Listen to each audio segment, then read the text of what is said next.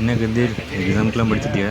எங்க இனிமே தான் ஆரம்பிக்கணும். எக்ஸாம்லாம் உனக்கு ஸ்ட்ரெஸ்ஸாக இல்லையாடா? எங்க படிச்சா தானே ஸ்ட்ரெஸ் ஆகிறதுக்கு.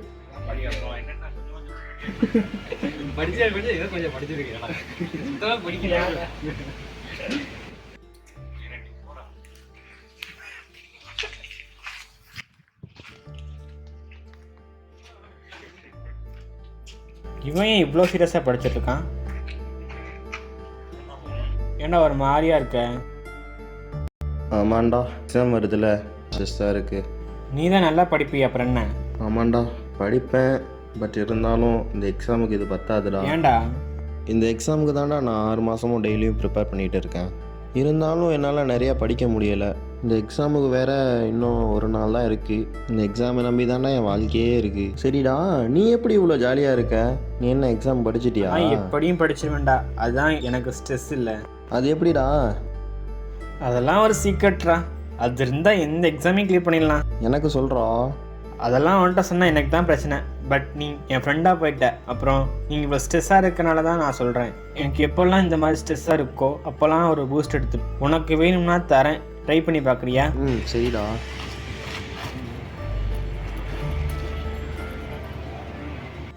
உன் கையை நீட்டு. என்னடா இது? இதை நீ படிக்கிறதுக்கு மேலே எடுத்துக்கோ, அப்புறம் பாரு எப்படி படிப்பேன்னு.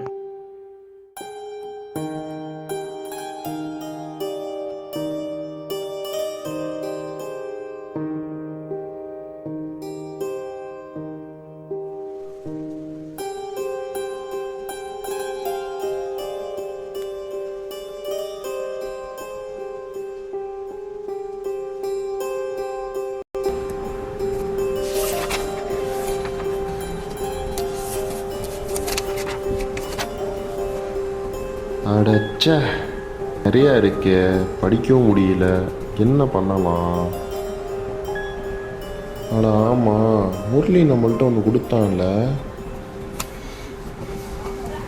அதையாச்சும் ட்ரை பண்ணி பார்க்கலாம். அப்படியாச்சும் படிக்க முடியுதான்னு பார்ப்போம். சரி, ஒரு வாட்டி தானே, ட்ரை பண்ணி பார்ப்போம்.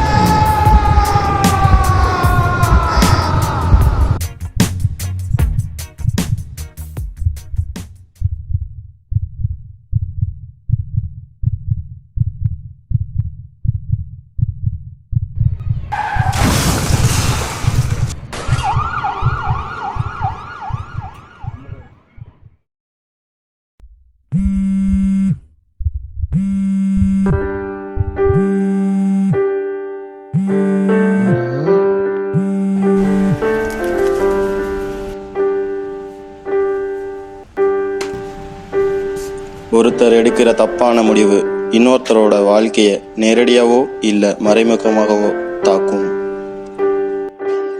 நம் நல்வழியில் செல்வதும் இல்லை கெட்ட வழியில் செல்வதும் நம் முடிவை பொறுத்து.